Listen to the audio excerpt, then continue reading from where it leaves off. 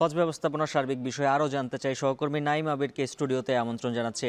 নাইম, আপনার প্রতিবেদনে দেখছিলাম নতুন করে ব্যাংকে টাকা রাখার যে জমা দেওয়ার বিষয়ে একটা জটিলতা তৈরি হয়েছে। প্রতি বছরই দেখতে পাই হজের আগে লম্বা সময় একটি পাওয়া যায়, তারপরও হজ হাব এবং ধর্ম মন্ত্রণালয়ের সাথে একটু জটিলতা তৈরি হয় টিকিট এবং ফ্লাইট নিয়েও। কেন এই জটিলতা?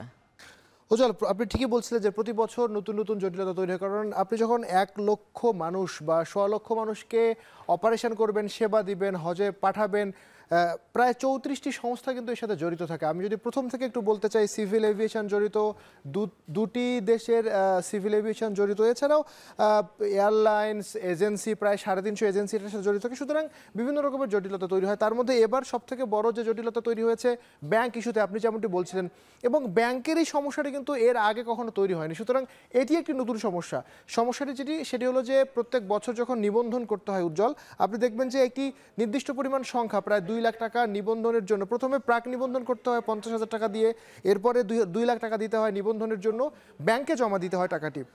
কিন্তু নিয়ম হচ্ছে যে হজযাত্রীদের টাকা, নিবন্ধনের টাকা যখন ব্যাংকে জমা থাকবে, ব্যাংক সেটি কিন্তু কোনো জায়গায় ব্যবহার করতে পারবে না, একেবারে সুনির্দিষ্টভাবে এটি ব্যাংকেই রাখতে হবে।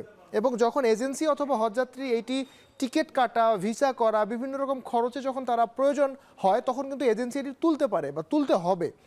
সেই জায়গায় প্রিমিয়ার ব্যাংকের নাম আমরা যতটুকু জানতে পেরেছি সহ আরও 8-10টি ব্যাংক আছে যারা নির্দিষ্ট সময়ে আসলে এই টাকাটি দিতে গড়িমসি শুরু করে। কারণ যখন এজেন্সি দরকার হয়, কারণ টিকিট কাটতে হবে, ভিসার কাজ করতে হবে, এই সময়টিতে কিন্তু জটিলতা তৈরি হয়েছিল এবার।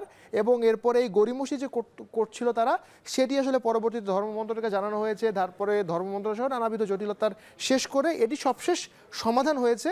তবে আজ আমরা যখন হজ ক্যাম্পে গিয়েছিলাম, হাবের সভাপতি আমাদের সাথে কথা বলেছে, এবং একই সাথে যদি আমি বলি তারাও কথা বলছে, তাদের সাথেও এটি হয়েছে। আমাদের হজ নিয়ে আমাদের কিছু তথ্য উপাত্ত একটু আপনাকে জানাতে চাই উজ্জ্বল। যে প্রথমে যদি আমি আপনাকে একটু দেখাতে চাই, যে আপনি দেখতে পাচ্ছেন নিশ্চয়ই যে হজের মোটা দাগে যে কোটা, আমরা যদি বলি যে 1,27,000 কোটা আমরা প্রত্যেক বছর পাই, মানে বিগত 3-4 বছর ধরে পেয়েছি, কিন্তু আমাদের নিবন্ধন হয়েছে 83,000 মাত্র, অর্থাৎ প্রায় 40,000 আমরা কম কিন্তু নিবন্ধন হয়েছে।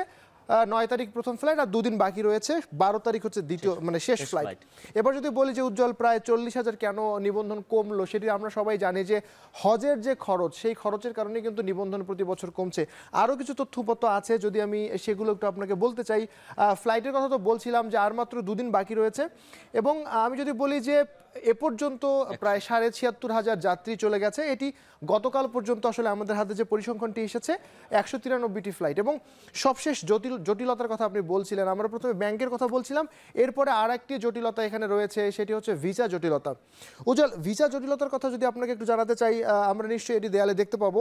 সেটি হচ্ছে যে মধ্যম পথে, যে আমি বলছিলাম যে ভিসা জটিলতা এবং ব্যাংকে টাকা না ছাড়া প্রতি বছর যে সমস্যা তৈরি হয়, এবার যদি একটু ভালো খবর, মানে ভালো কথা বলতে চাই, মানে বিগত 3-4 বছর আমরা তো হজ নিয়মিত আমরা খবর সংগ্রহ করি।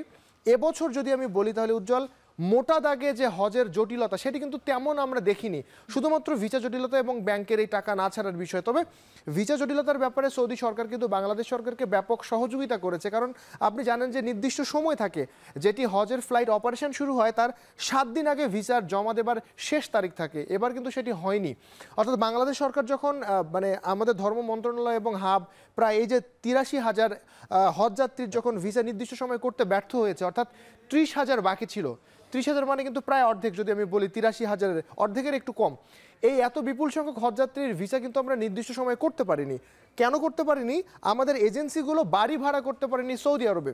কারণ আপনি জানেন যে আমাদের এজেন্সিদের একটা প্রবণতা আছে যে যত দেরিতে বাড়ি ভাড়া করব, তত কম দামে বাড়িটা পাবো এবং তত খারাপ বাড়িটা পাবো। কারণ তাতে কিন্তু হজযাত্রীরা কষ্ট পাবেন যদি কম দামে বা খারাপ বাড়িটা আসলে তাদের মেলে।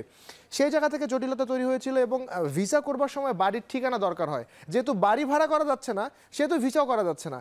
এই কারণে কিন্তু ভিসার জটিলতা তৈরি হয়েছে। এবং সবশেষ উজ্জ্বল, যে পুরোপুরি এই সমস্যার সমাধান সবশেষ ছোট করে, এখন বলছিলেন 12 জুন আর 2 দিন আছে, শেষ পর্যন্ত 8,000 যাত্রীর এখনো হজ যাত্রী রয়েছেন, তাদের সার্বিক যে বিষয়গুলো তারা ঠিক মতো যেতে পারবেন কিনা, একেবারে সংক্ষিপ্ত। উজ্জ্বল, এইটি আসলে বলা যায় না, মানে আমরা মোটা দাগে বলতে পারি যে কোনো রকম বড় কোনো সমস্যা হবে না, কিন্তু কখন কি সমস্যা হয় সেটি বলা যায় না। তবে মোটা দাগে আমরা যতটুকু আমরা জানতে পেরেছি যে বাকি, মানে যেহেতু শতভাগ ভিসা হয়ে গেছে, সেহেতু আর বাকি কারো যাবার ক্ষেত্রে কোনো বাধা নেই। তারপরেও আমরা 12 তারিখ পর্যন্ত অপেক্ষা করব আসলে ঠিকঠাক তথ্য বলবার জন্য।